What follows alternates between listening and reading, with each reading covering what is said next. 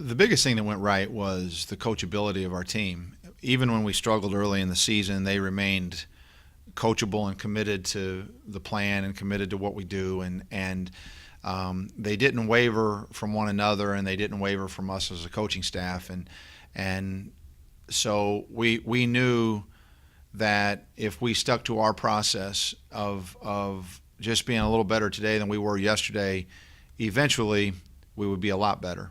And that's what happened. I mean, it wasn't anything magical. It wasn't anything creative. It was simply a commitment to understanding how to make the process work for us.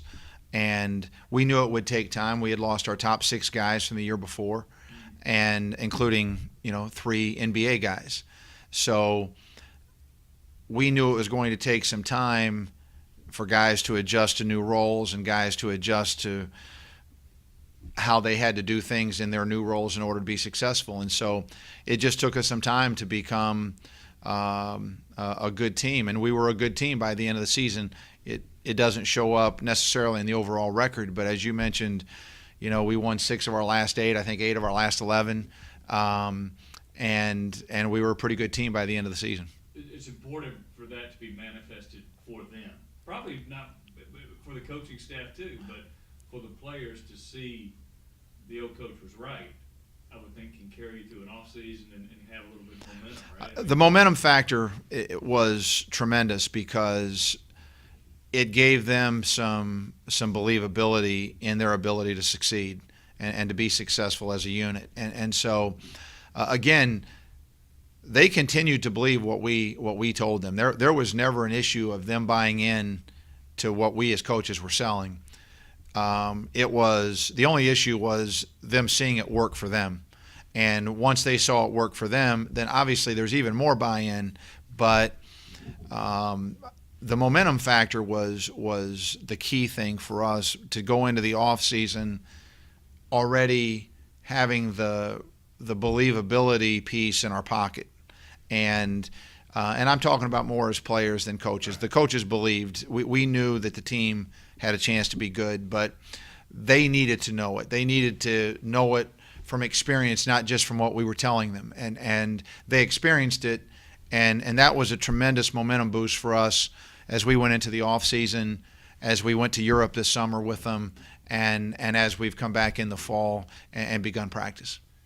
So what is the feel now for this team? Well, I still think that we're dealing with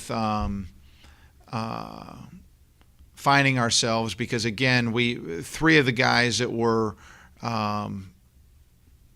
significant to last year's team are not with us, and so we're still finding our roles. Certainly, we're razor thin from the standpoint of depth. We can't afford injuries, but if we can stay healthy and stay out of foul trouble, then we have good enough players to win games and to have a chance to be pretty successful again.